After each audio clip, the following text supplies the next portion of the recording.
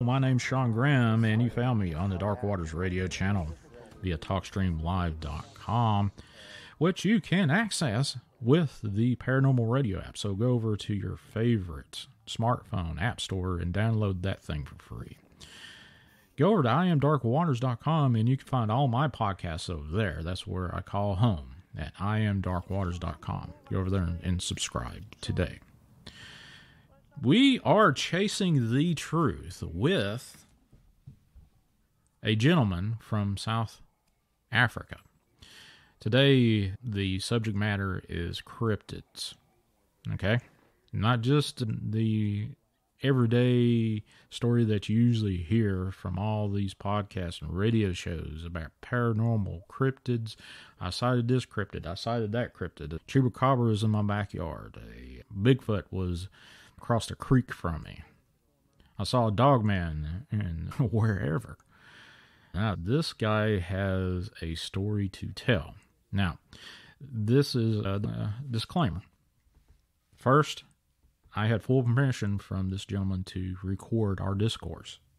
Second, I have full permission from this gentleman to share this. And third, and last but not least, I really didn't have the intentions of sharing this. And at the end of the recording of our conversation or exchange, I was still on the fence about even sharing this with anybody. But this gentleman has a fantastic story to tell, and I want to share this with you. This gentleman from South Africa claims that he was part of many hunting parties that went into various countries throughout the world, except Antarctica.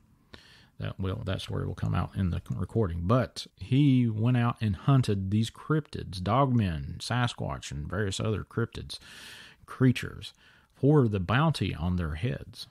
That's how he made his living. Now, he's retired from this profession, but he and I got together and started talking over Skype, and the next thing I knew, I was knee-deep into a wild story that obviously is going to be really controversial for various reasons with the paranormal community that actually listens to this type of genre. But hell, it's too damn good of a story not to share with anybody. So, folks, here it is. Let's chase the truth with a Dogman hunter. Okay. And then, as I keep saying in the chat, I used to be basically a monster hunter in my earlier years, but that is not profitable. If you've ever read the book Monster Hunter International, or any of its sequels? No, I don't believe I actually believe you should read, man. It's actually a read. Okay. I think the writer of that book is actually describing shit he actually experienced.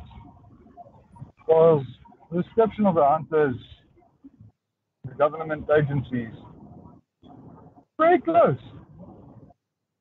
Only thing I have a gripe with those books is the large amount the government pays you when you kill one of these creatures. Oh, okay. They pay an amount, but usually you barely make a profit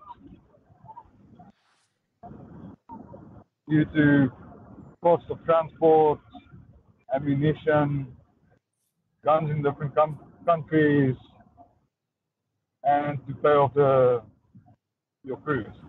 So how much is this, like a large sum that they give as a bounty for this stuff? Let me put it like this. In Dogman, that's a very dangerous creature. I think it's about 7 million rand. Okay. That's about $100,000. Wow. For the hospital teams, usually lodging, guns and ammo, because iron core rounds are not extremely cheap. So, how often do they pay this ransom? When's the last time they, paid a ransom for a Dogman? I actually do that quite often. Doesn't get into the news, but Dogmen there are multiple areas with huge amounts of dogmen in the States alone. Okay. And don't get me started about Russia. They have something, technically it's also a dogman, same species. Those things look like bears. Bears, okay. Soviet Russia. Bear walks over you. Okay, I got you. Big bear. Big bear. No. Big ass bear. About one of my teammates was American back then. I think the largest one he said he saw was 10 foot. I think those things are wide as well. The Russian ones. 10 foot tall, 5 foot wide. Those things stay upright, but they manage. Yeah. So, have you ever seen any photographs of any of these real life photographs that you've seen, like a friend or a neighbor or whoever that's taken of any of these cryptid creatures that you've talked about? Now I take them usually.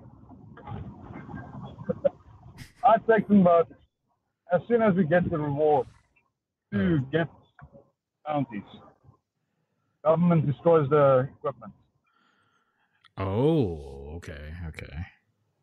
So they just want to get rid of the evidence. Period. So that's what you're telling me. Yeah. Okay. Can you imagine the fright, the panic someone will cause if they all of a sudden find out all these creatures are real? Wow. Yeah. Most of the bounty is usually hush money. Okay. So how many people would go out on these ventures on these hunts to kill a dog, man? How many would they actually take along to do this? It depends on how crazy the hunters are. Oh, okay. My team is usually about 20 guys. 20 guys for one dog man? Or do you encounter more than one in one setting? Usually, we go out for the smaller family groups. Okay. 3 to 7. 3 to 7? Yeah. Okay. Best tactic is to be sneaky. Sneaky. Okay. Yeah.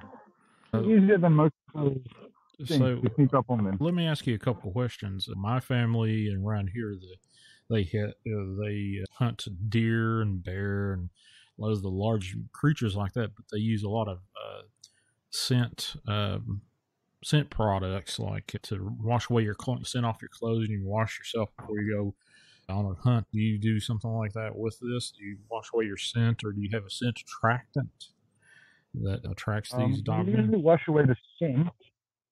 You usually wash it away as well. Best camouflage we tend to use is coyote urine. What kind of urine? I'm sorry. We get it. Coyote. Coyote. Okay. Yeah. Makes you almost invisible to the things. Oh, okay. Okay. All right. That sort of makes sense to me. So when's the last time you went out on one of these hunts? It was about 2010. 2010? Okay. Yeah. And how many was in your party then? 20 people or? 28 at that one. 28? Okay. Yeah. 8 of the normal guys actually were resigning. Same with me. Okay. How about resigning? Have you lost anybody that when you have these parties that go hunt? Have you lost anybody or got any people hurt while you're doing this hunt? Too many. Too many. Okay. Of which got hurt or people that died going out on these parties. Yeah, but usually what we do is outside the country. That's usually where we lose them. Outside and the we country? join up with other teams. All right. So basically, we play mercenaries there. What country was, can you share which country you went to do these hunt parties? There's a few in America, one in Canada, several in Siberia, I think one Northern Africa. Northern Africa, okay. Now, That was just Dogman. okay, so who is the entity that pays these ransoms or bounties for these dogmen? I'm sure I'll be right with you now. Just quickly have to do something. Okay. I'll let that be. Follow up, please. 93. Yeah, bo. Okay, that depends on the country we're in. Okay. How about the last? Can you share the last one that you were in? Who was the entity that was paying these bounties for this? Russian government. Russian government. Okay. Yeah. Most of them I cannot actually disclose, but Russian government. The Russian government. So, how did you get a passport to get to Russia to hunt a dogman? Was there a cover story for this hunting party, or did you just go in and say, "Hey, we're here hunting," and that was it? Basically, my cover story was I was visiting family. Visiting family. Okay. I used to have family in Russia. Okay. All right. And then something happens. I'm assuming that the weapons and ammo and stuff were supplied once you got to the current country of origin. Usually, okay. Yeah. Not always, but usually. All right. That's interesting. It makes sense to me. On that last hunting party back in 2010 that you attended in Russia, how many of these dogmen or dog family groups or packs or whatever, how many of those entities did you actually kill? Personally, I only got one, but that was a finish-off shot. Okay. I had food poisoning for most of the trip. Oh, okay. So how many did your party take care of? A bag or a kill or whatever you want to call it? That was mainly a training mission. We were training 8 new recruits for that took my place and 7 of my comrades when we retired. But it was a case of killed 3 of them, were sent for free. We usually played more cautious with the Russian ones due to their size. And have you ever seen, like, in a movie, the larger guy takes more damage than the rest before they go down? Yeah. Same thing with them. Like bloody bullet sponges. Okay. What was your background to make you one of the picks to be in a group to go hunt dogmen? What was your background to do that? Being in the army and having bad timing. And having what? And bad luck. Timing and bad luck. Oh, so you just accidentally was in the area while you were in army, and there was something in front of you that turned out to be a dogman, correct? It wasn't a dogman. Oh, it wasn't that one. Oh, okay. Yeah. What was it? Or can you share that? Some version of a goblin. That's about all I can say about that. A goblin. That's interesting. I just heard of there's a spot about 35 miles northwest of me that just recently got popped up on the Coast to Coast AM. Let's see, what was the place? Hellier, Kentucky is actually the name of the community. I've been there, drove through it a couple times in my lifetime, but it's just a really small community. And I was like, I heard the town mentioned. It's not even a town. It's just a little community. Is all of this. And I was like, what the hell are they talking about? Goblins in the mine. Yeah. And it was about goblins and UFOs and whatnot. So was there any like activity, like UFO activity around these hunting parties that you went to? Not on the hunt I've been with. I'm sorry, one more time. Not with the hunt I've been with. Okay. All right. Personally, I've never seen a UFO. Okay. Never seen a UFO. All right.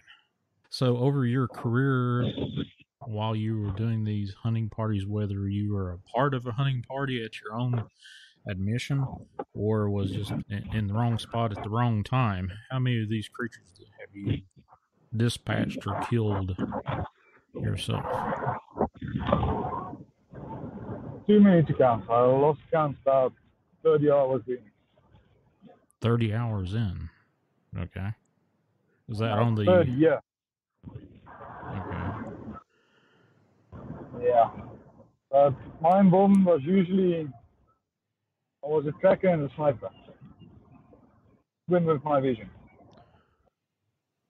Tracker. Okay. Down the how much weight would one of these average creatures weigh? These dogmen, since you're a tracker. With a dogman, they're surprisingly light on their feet for their weight. The last time we weighed, I can't remember the exact weight, but close to 700 kilograms. Oh, okay.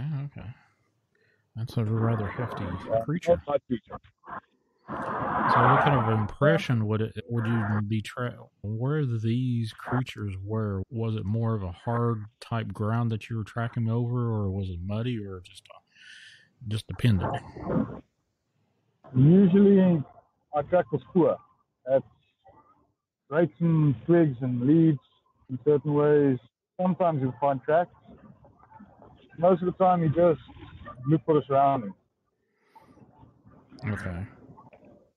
And so, what kind of equipment would you be using to track these things? Was it just visual, or did you have heat cameras, or any of that kind of stuff? My training is basically military scouting. Okay. Military scouting when I was basically you don't rely on equipment and technology. You rely on your eyes and your wits. Okay. Now, sometimes you'll get lucky. The thing will make a mistake. There's videos there you randomly see in the woods someone is tracking Bigfoot or something like that, and they'll just randomly see something walk past. Okay. Most of those videos are fake, but sometimes the animals actually make that mistake. That's not often. Okay. What kind of intelligence did these creatures have? These dogmen, or we'll just pick a dogman. What kind of intelligence did these things have? Was it more of a bear or a dog, or was it more intelligent than that? Depends on the class you're hunting, basically. You get your idiots, technical term. We call them idiots. They are the ones that don't have any experience with hunting or anything. The young ones. Okay. You see, they almost have human intelligence. Almost human. Okay. Yeah. So there's another term alpha. I'm talking about wolves. All right. How about the smarter one? How would they communicate with you? Actually, would they? I've never communicated with any dogman or anything like that. Okay. All right. You shoot it, kill. So once, okay, I got a question. Once you kill these dogmen or other creatures, how would you turn these creatures over to whatever was paying the bounty? Would they fly in? Did you dispose of them, or did something come in and pick them up and dispose of them, or just pick them up and you never saw them again? We only had one of those pick up and never saw again once. That was the first alpha I've ever killed, or my team actually killed. But usually, radio into base, let them notify, the job is done. Take pictures and incinerate. That's how we usually do it. Okay, so what would you do with the remains after you incinerate it? Would you bury it or just leave it where it was? Have you ever seen a thorough petrol fire? Yeah, I've seen that, yeah. Maybe leave the femur, sometimes pieces of the jaw, but usually it burns even the bones to ash. Oh, okay. All right, so yeah. Gotcha. The few bones we leave usually crush and distribute along as we go home. That's impressive. So how long over a course of time have you been doing this? So you haven't done it since 2010, am I correct? Yeah. Okay, so how long were you doing it between 2010 and what date? How long was that? Honestly, I can't even remember the date.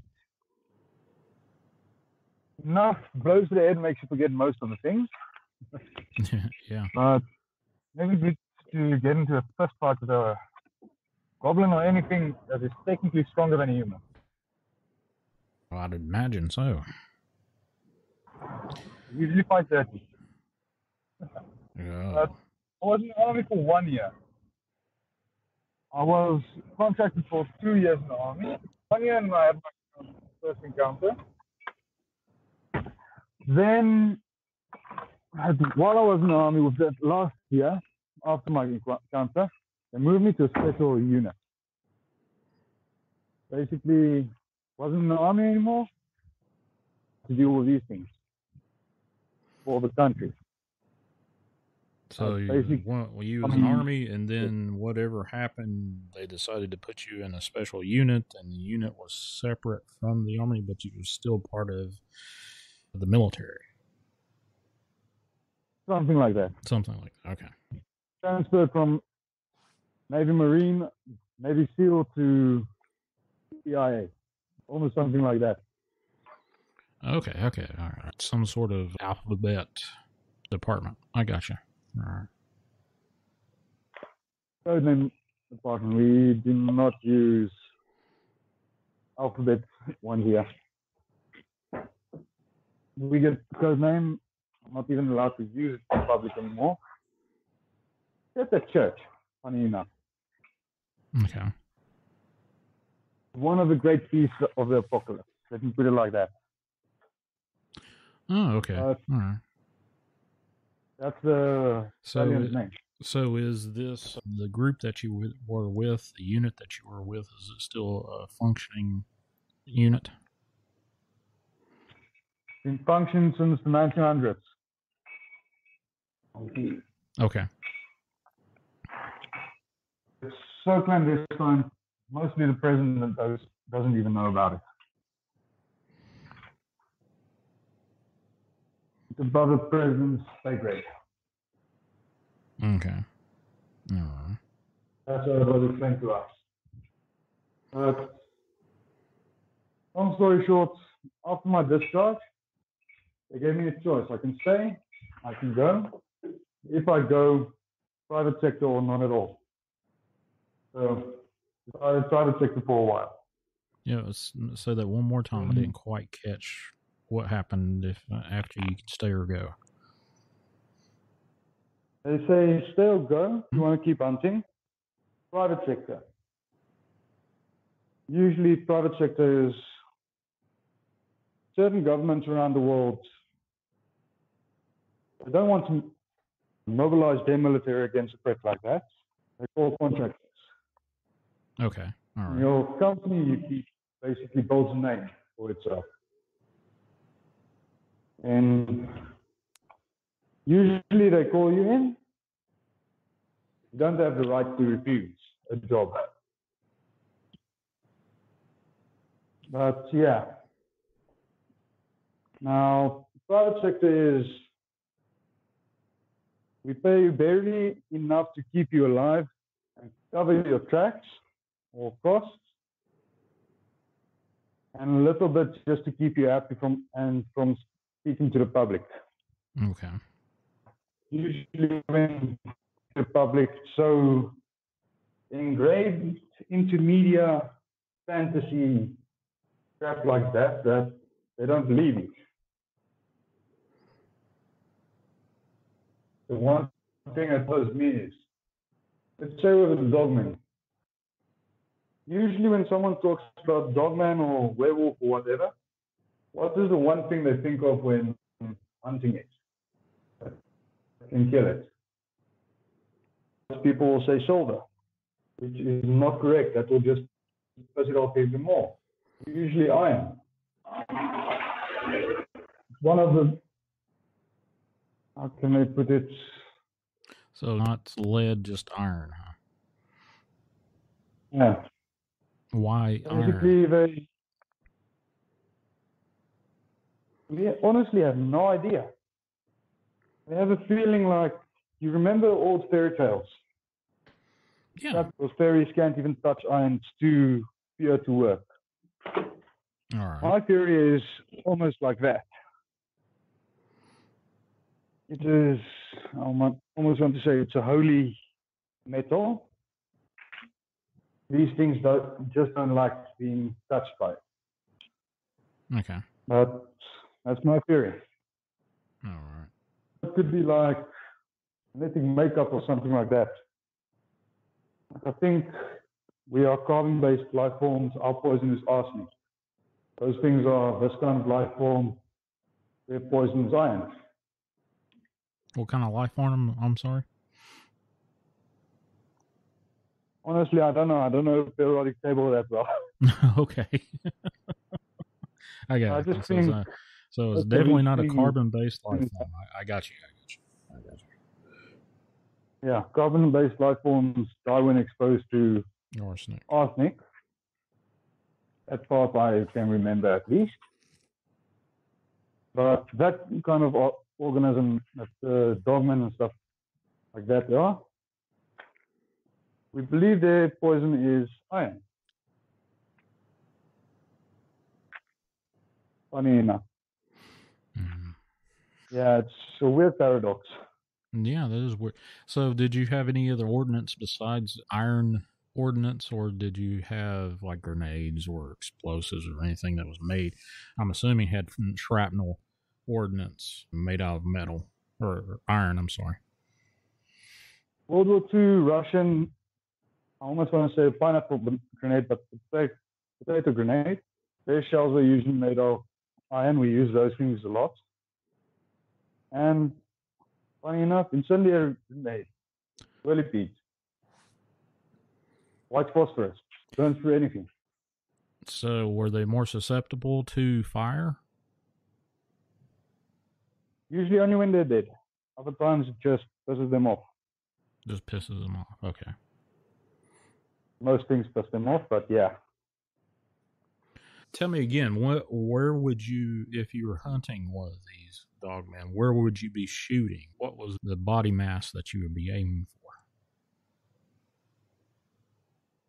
Chest or head? Chest or head? On the weapon you have. Close range with a machine gun or automatic rifle or even a shotgun. So generally go for the chest because they're already alerted that you're close by. Sniper rifle, you go for the head. Usually you're far enough away to know they will not see you. Okay. Or smell you. So it's basically standard human fighting as well. Shoot for whatever sticks out. Oh, you can domesticate a cat too long. Would it be something like that, or would it be a more robust communication between a domesticated dogman versus its master? Honestly, I cannot tell you that. I have no idea. I have no idea. Okay. Have you ever come across a domesticated dogman? Never. That's why I actually use the term try to domesticate. I don't think they have too much luck with that. Okay. All right. That's interesting. Like the Super Soldier program. Oh, Americans yeah, had a while ago. From Italy and Germany and the whatnot. Yeah, okay, I got you. They do something, doesn't work out, terminate the project. Try it again. So are these, you mentioned these creatures have been around for a while. Have they done any crossbreeding or anything like that? Honestly, I believe there's different species of them. Like I said, the Russian one is a bear. Just huge.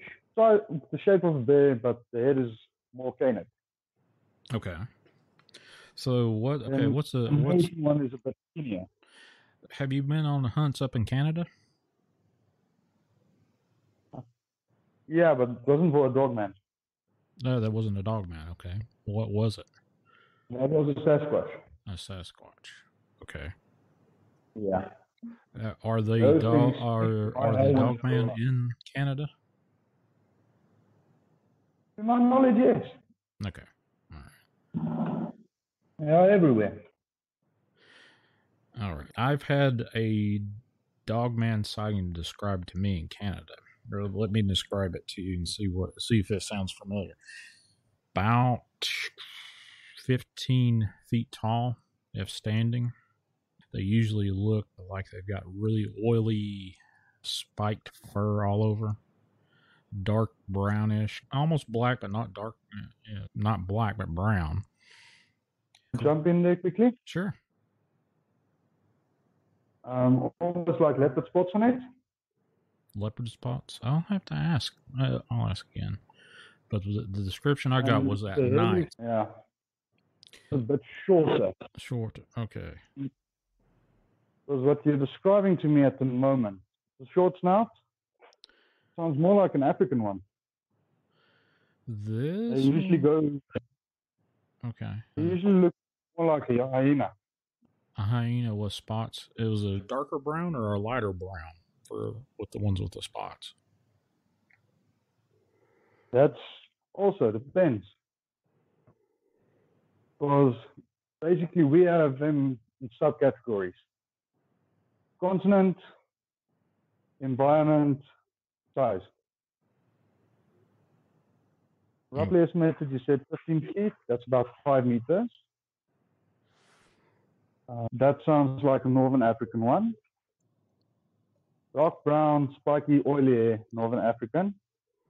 And if it's dark brown with darker spots, almost black spots, it's lighter brown with dark spots, savanna or desert. Okay. Are they associated with any of the Aboriginals, these dogmen? Do they get along with these things, or are they the folks that are wanting to get rid of them? Usually they want to get rid of them. They see them as demons. But here and there you get actually one, like I said, human intelligence. Here and there you get one smart enough, okay, these guys are more than us. They make their own weapons. They found out iron kills us. So let's make friends. And go through generations, not through friends. Here and there we get found one where that is, where they basically domesticate themselves. But not truly domesticated. So they're able to form a truce between the Aboriginals and the dog. Okay. All right. More like a dictatorship, in my opinion, but yeah, truce. So who's the dictator? Dogman.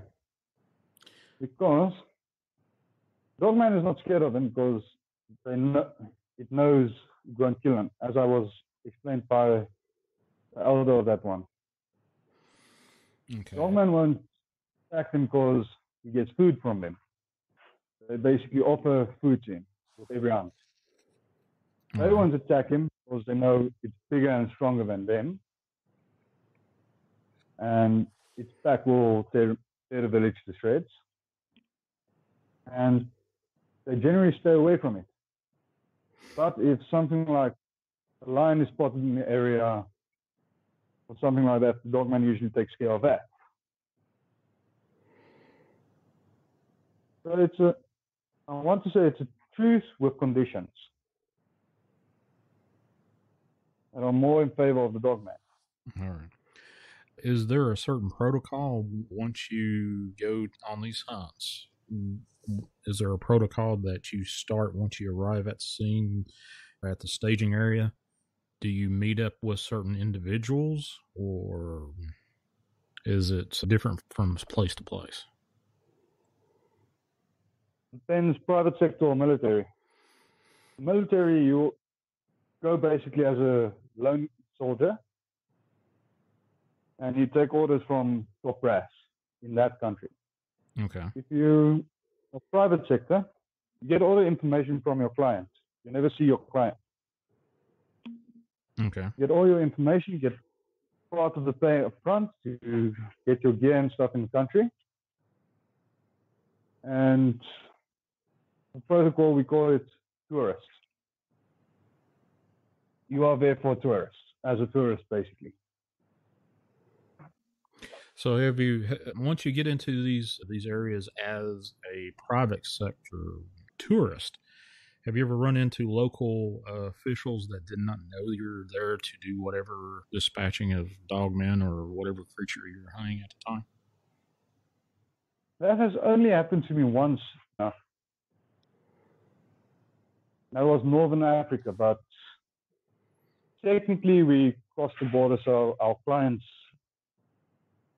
authority wasn't allowed there.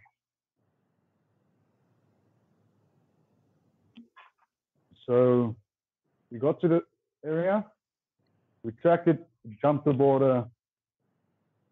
It was Northern Africa, one of the tribes there, almost in Egypt. I'm not going to name a specific country, but almost in Egypt.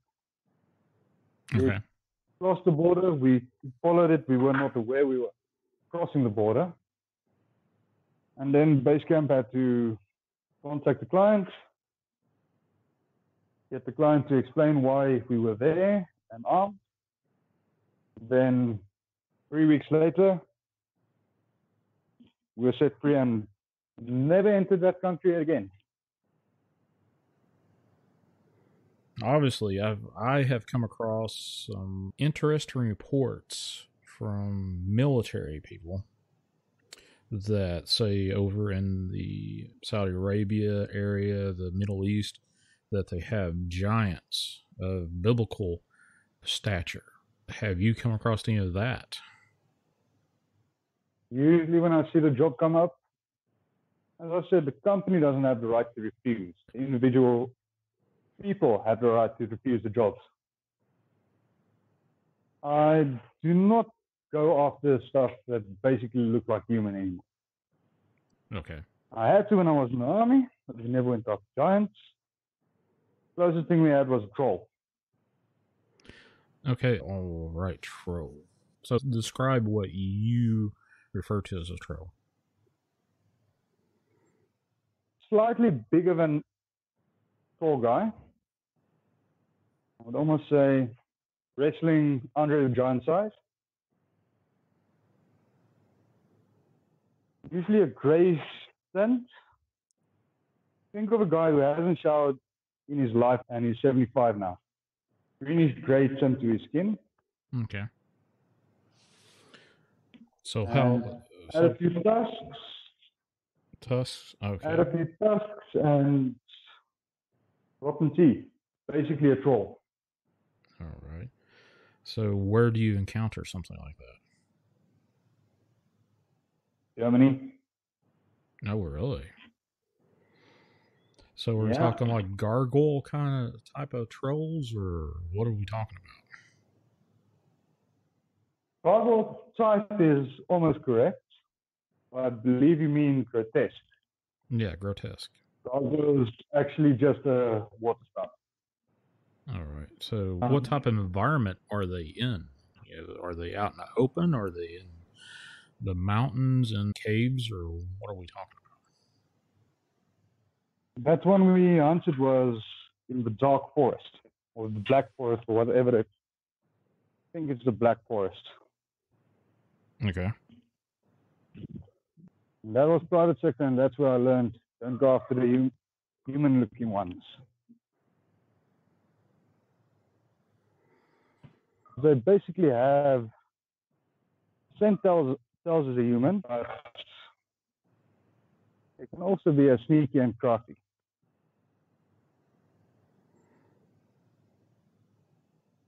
Never get into a fist fight with one of those things either. So they're actually strong, right? Yeah. And I can use them basically, I wouldn't say strong, but they know how to use their weight. All right. Like you've heard in boxing before.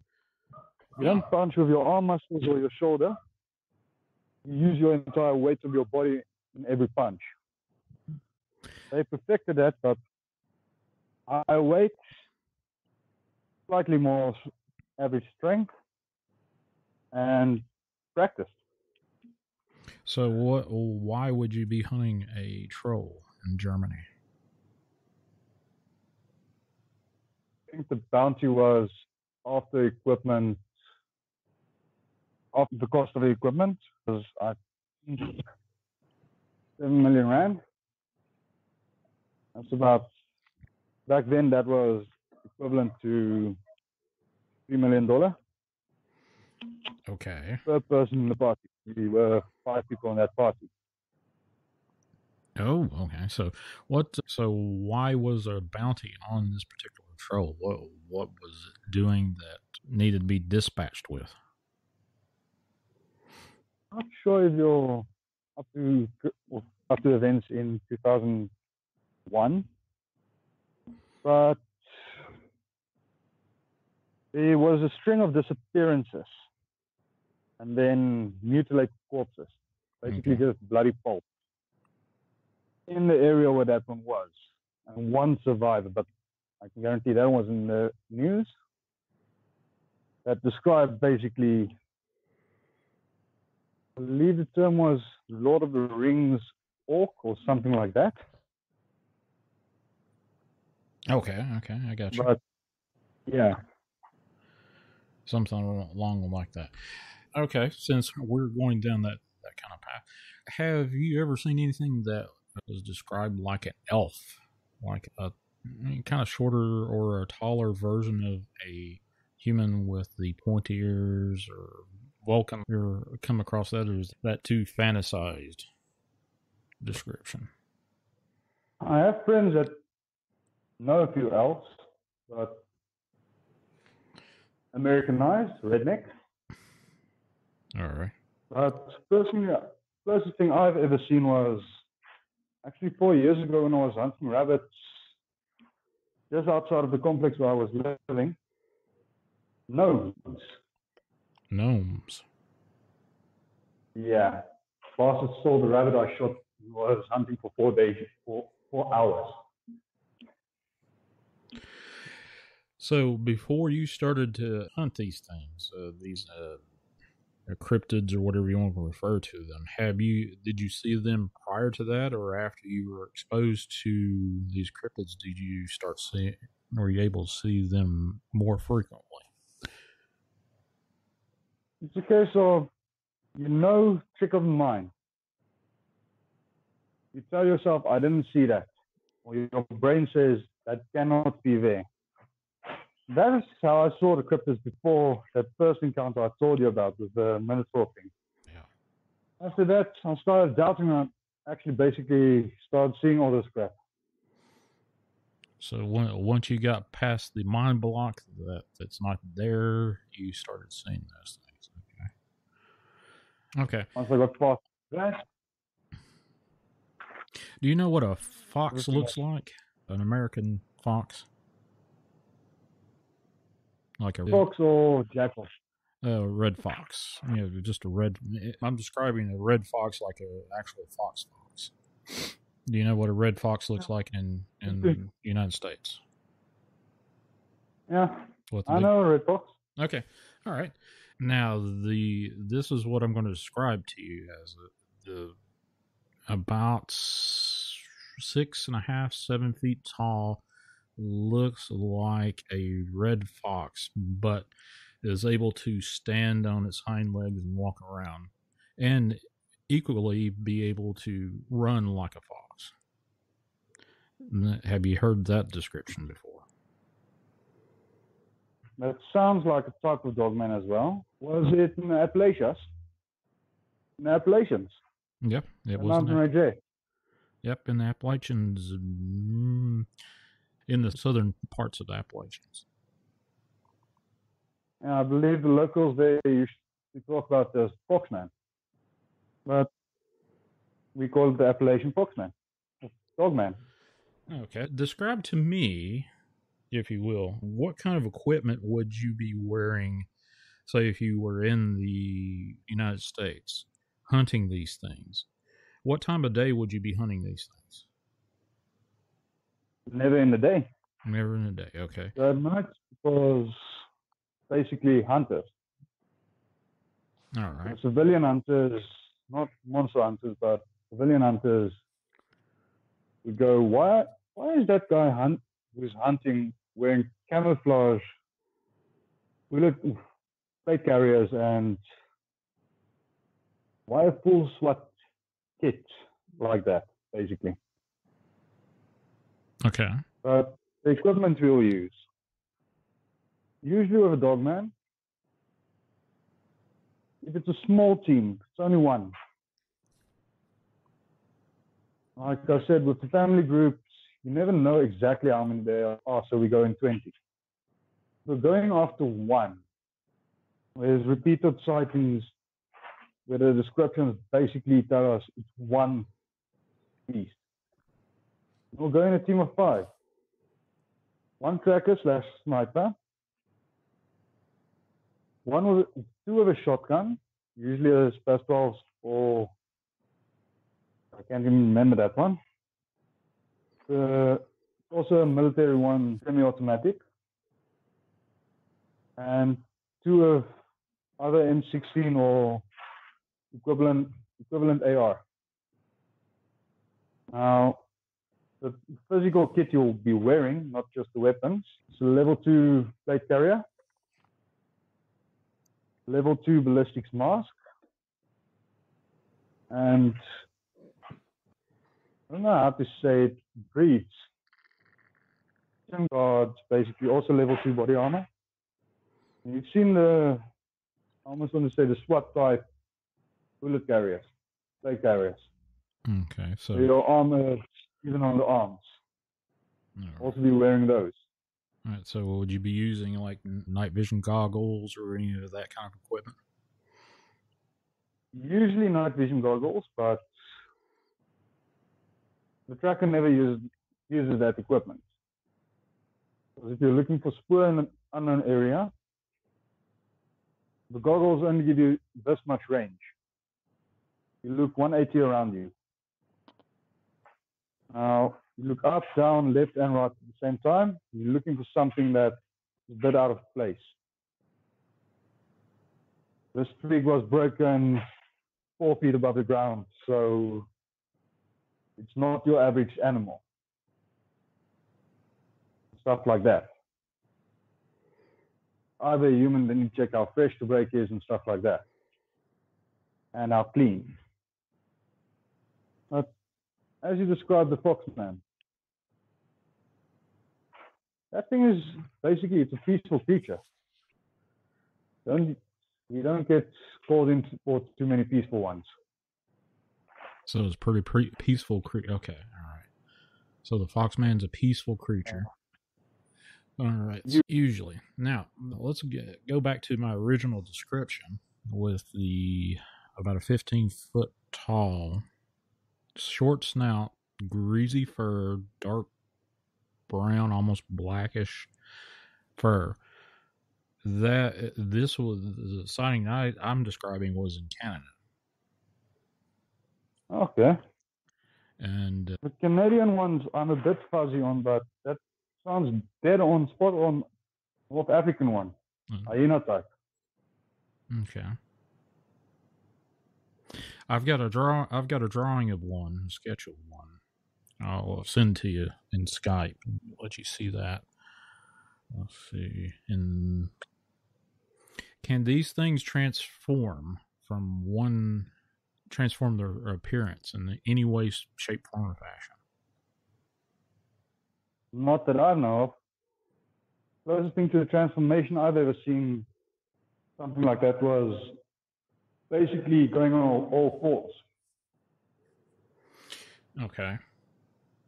Or are they smart enough to adopt camouflage, like being able to put on some sort of a suit or anything like that to transform what they look like to casually be able to appear as something else?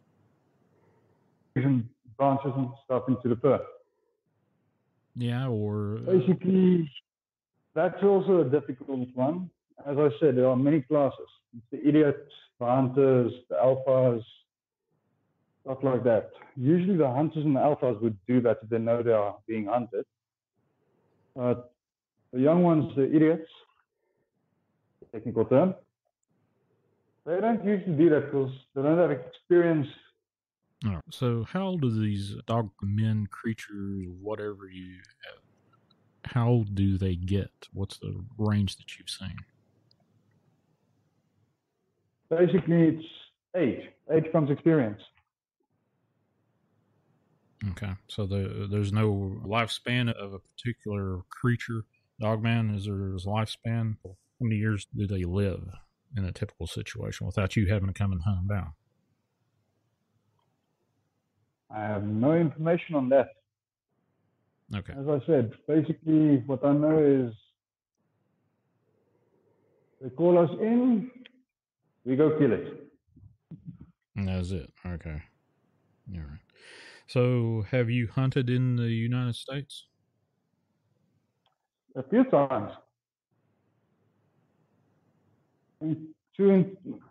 Not all of them were for Dogman as well. We had 3 times in the US, 3 or 4 times for Dogman only, but What have you hunted this in? is a good question. What have you hunted in the United States? In Texas, we got a few chupacabra. The Dogman hunts, they get a bit fuzzy, but 3 states Dogman. Yukon Valley, we hunted the Sasquatch 4 times. We stay away from that area as well, unless the pay is good enough. And then Tennessee, Mississippi, vampire hunt once in New Orleans, and Alaska false alarm, it turned out to be an actual wolf. An actual wolf. Okay. You mentioned that these Dogmen, depending on the species, were there more docile ones? You mentioned that the fox creatures were more docile. Which were the more docile? Which were the more aggressive? Honestly, it's like dogs. Every species have their docile ones. Every species have their aggressive ones. Okay, so where would you normally see? Ones we usually get docile is Appalachian, the fox, and funny enough, Australian. You don't hear a lot of stories about Dogman in Australia, do you? No. One second, let me think. I can't recall a Dogman in Australia story at all. Whether it's aggressive or docile or anything. I can't remember. They're usually not aggressive and they stay away from people. Okay. So where would They're you see scared of more? going the same as piloting. So where would you see the more aggressive ones? Africa, America, Russia. All right. Places where it's either too cold, too hot, too wet. All right. That's an interesting thing. I would love to talk to you again about these creatures. It was amazing that you picked up on where the hell I was talking about just by the description of the Dogman. So that's interesting. I was doing this for a long time. Yeah, I'd say so. Okay, let's see. Let me think. Okay, I've got a couple of stories. I got two stories, and they are from two different people on two different sides of one country. Okay, but both of them are from adults, and they are from their distant memories as youth. Both of them describe a stinky ape. And both of them said that they received help from these quote unquote stinky apes. One was deposited as a child, like 5 years old, into the middle of the woods by a parent that was a little bit mean, and this stinky ape helped this child to the party that was hunting for this child by just sticking its head out from around a tree, and this child follows this stinky ape, and it was leading in this little child back into where this hunting party was for the child, and vice versa. This was another 1,000+ miles away, a little older, and the person was actually hunting I can't remember what they were hunting. This was an Aboriginal story. Grandfather or dad was hunting with their child. I think moose, maybe. And the child got separated from the parent type person. And same thing, stinky ape helped the child find their father by the same method, sticking their head out of a tree. They go look for this entity or this stinky ape, and then some yards down the range, they'd stick their head out, make noise, catch their attention. They'd go follow, and then all of a sudden they're in the midst where the parent was. Basically the same damn story. It different areas. Yeah, different areas, different people, different time. One was a girl, one was a boy. But it was the same type of story that these stinky apes were helping them find their parents or a group of people that were hunting. Have you heard of anything like that? Sounds like a female sasquatch. Yeah, almost sounds. Can you maybe tell me, were they scared of the stinky ape or? No, they were not scared of the stinky ape. Both stories. Probably a female sasquatch. Okay. All right. Yeah. Stuff I wish to forget or don't need to remember, that stays with me. Stuff I need to remember disappears. Okay. Female Sasquatch. Female Sasquatch. You've heard of the skunk ape? Yeah, I've heard of skunk ape. They are basically family groups, mostly females. As I said, when I was hunting a Sasquatch in Canada before, those things stink when they are alive.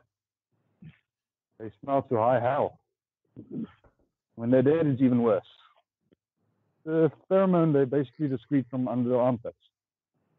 Now, the females can switch it off. That smell stays there and is there to actually calm the youth. Males, they have a much stronger one that's to intimidate the opponent. or like a musk gland or something like that you'd find like some creatures like they call them opossums here, opossums or skunks or the skunks get all over. Yeah, but or beaver butts, something like that.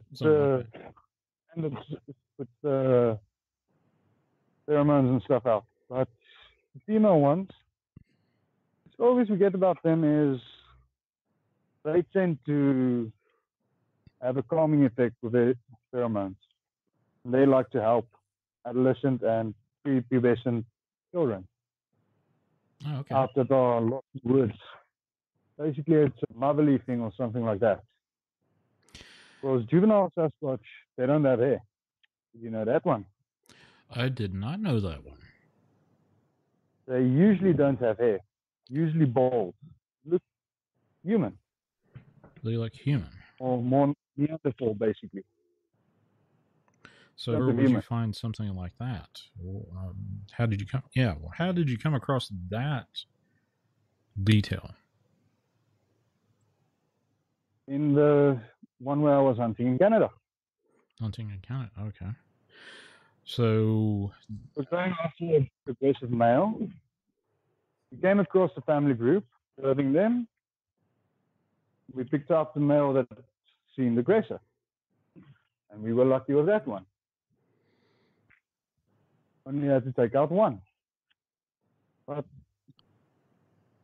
basically, what I gleaned from a sniper scope, looked human from a distance, looked closer to the scope, looks less human but still human, more like a Neanderthal. Okay. Not completely bald, but not as hairy as adults.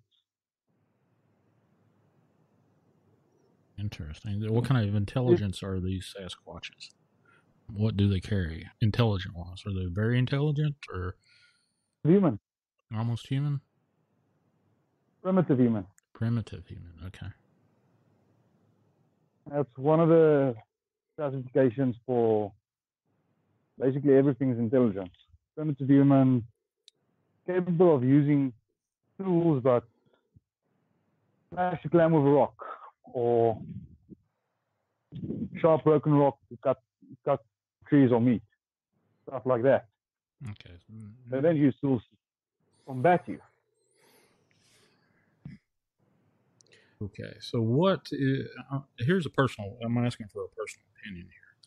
You've all obviously seen all these folks that hunt Bigfoot all over the place. Like Bigfoot, American television has these Bigfoot hunters that they go through and scream their heads off in the middle of the woods. Bigfoot's are mountain monsters.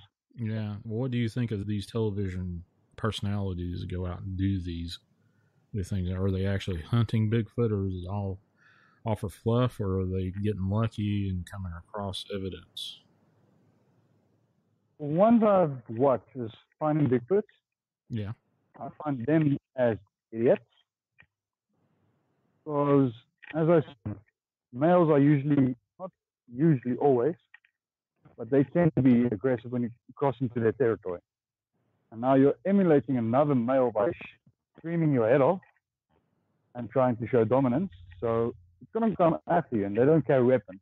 I think Bobo carries a stick, that's about it. And mountain monsters, 150% fake. I got that one. Yeah. Yeah, that's research in the first season solid, but the rest fake. Fake. Okay. So, what's your spin on? What's your opinion on why these things are out on American television? These Finding Bigfoot and the Mountain Monster TV shows. Desensitizing the masses and pacifying the masses. Okay. For what end? Okay, so my theory is governments are getting tired of hiding the paranormal. So they're showing, let's say, mountain monsters case. That is fake, but they are showing these things can be killed if they are trying to hurt you. Finding Bigfoot, they are basically trying to get us used to the idea of these things exist. Don't of them, they won't talk with you. Okay, I've got another question. These, you mentioned that you don't want to hunt anything that looks human. And I referenced a giant. Looks like a human, but is a giant version of human, maybe looks different to a certain extent. Where do you find these giants? Have you found them anywhere in your travels?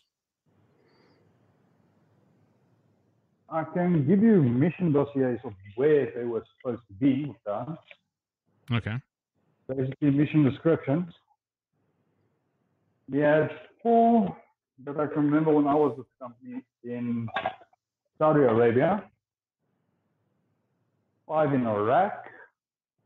Funny enough, usually we find them in the deserts. In deserts, okay. It falls into my category of too hot, too cold, too wet. Desert, too hot. All right. Well, that's interesting. Oh, yeah. Also, shit. Damn it. Now I have to clean my floor. Oh, sorry about that, man. Nah, I'm just clumsy. Got the egg on my shoe and I'm then on the floor.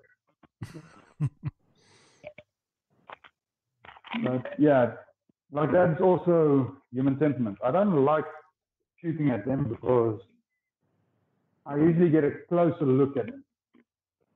Going for a headshot, you are looking into the eyes of another thinking animal or thinking being. So have There's you... a reason why fighters are trained to shoot for the back of the head when you're going for a headshot. So you don't look into your opponent's eyes. Oh, okay. Because I've known army veterans, hundreds of them, guys tough as nails, killed hundreds of people, doesn't get nightmares. Then one day, that one guy that he views through the sniper that actually looked back at him just before he had to pull the trigger. That is the one guy that sticks up and haunts his things. But say like with mine was just fighting with basically with an ogre and a few goblins, then you remove a lot of the guilt. All right. So is there a continent that you have not hunted these cryptids on? Or these animals, or whatever you want to call them? I've been on every continent except Antarctica. Except what? I'm sorry? Antarctica. You've not been on Antarctica. Why not Antarctica? What's their skill? Why is that? I'm sorry, say that one more time. You sounded like a robot. What's there to kill? What's there to kill? Sorry, man. What's there to kill? I don't know. Yeah. So, there was a lot of scuttlebutt news back the last 3 or 4 years that all the heads of states and churches and this, that, and the other went down to Antarctica for some crazy reason. But over the course of 5 or 6 years, every major country, every major religion sent somebody down there. Yeah, but the thing I find is only reports I've gathered about cryptids around Antarctica. The weird name? Ningand. Ningand. Yeah. Okay, what does that describe? Think of a mermaid without the tail, with the fishtail, wide open arms, the size of a whale. The size of a whale. Yeah. the only thing I've heard of, and I don't even think that is true. Plus, I'm not good at holding my breath, so I'm not fighting aquatic animals. Okay, folks, so this has been my recording of a fellow from South Africa that has claimed that he has been a mercenary for hire that joined several hunting parties to hunt cryptids for the bounties on these various creatures' heads.